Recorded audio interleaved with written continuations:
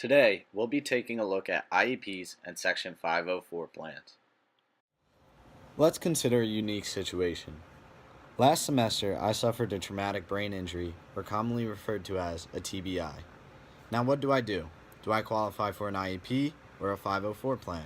Well, let's take a look at what each entails. The most important thing to consider when discussing IEPs and 504 plans is that they are governed by different laws. An IEP falls under the Individuals with Disabilities Education Act, commonly known as IDEA. IDEA is an education law.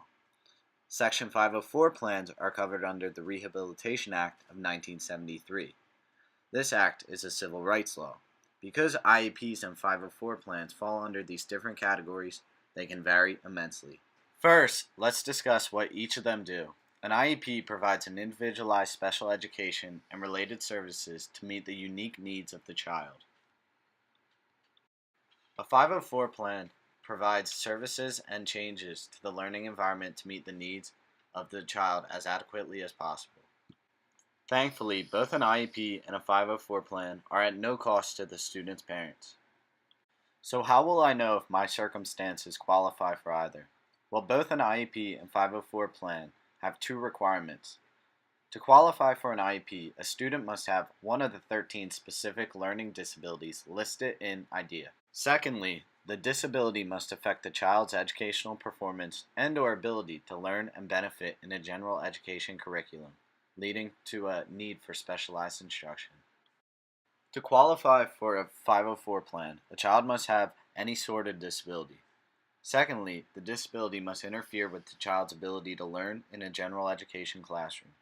Because Section 504 has a broader definition of a disability than IDEA, students who don't qualify for an IEP might still qualify for a 504 plan. Now, let's return to my traumatic brain injury. Given the qualifications for both an IEP and 504, I would say I do not need either. Thankfully, even though I've suffered a serious injury, my learning in the classroom hasn't been affected seriously enough to require an IEP or 504 plan. When evaluating a child for either an IEP or 504 plan, a parent's consent is required before evaluation begins. Let's take a look at what we've discussed today. An IEP is covered under IDEA. It provides an individualized special education to a student.